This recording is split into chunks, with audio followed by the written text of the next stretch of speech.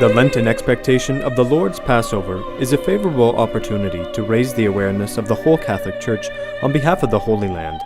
Again this year, the prefect of the Congregation for Oriental Churches, Cardinal Sandri, addressed to all bishops of the world a request to support the collection for the Holy Land, which will take place as usual on Good Friday. This year, he writes, Good Friday seems more fitting than ever as a sign of the needs of both pastors and faithful, which are bound up with the sufferings of the entire Middle East.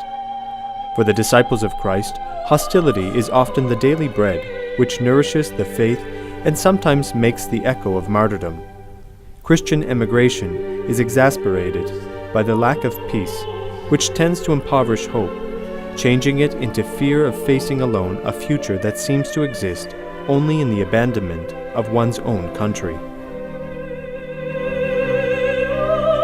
As was the case for the Gospel's grain of wheat, continues the Cardinal, so the trials of Christians in the Holy Land prepare without a doubt a brighter tomorrow. The dawning of this new day, however, requires support now for schools, medical assistance, critical housing, meeting places, and everything else that the generosity of the Church has devised. How much faith we find in the young people, eager to witness to the Beatitudes, loving their country with a commitment to justice and peace by means of evangelical nonviolence. What a proud and firm faith is transmitted to us by those who utter words of reconciliation and forgiveness, knowing that they must respond in this way to violence and sometimes to injustice.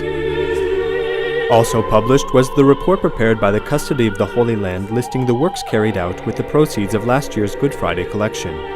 In addition to the renovation and maintenance of sanctuaries and monasteries, and the important work of preservation of the archaeological site of Magdala, much was done for the local community: 420 university scholarships, support for 10 small craft businesses, and activities such as the House of the Child of Bethlehem, which welcomes children from difficult situations, and also cultural works, construction, maintenance and renovation of housing for young couples and poor families.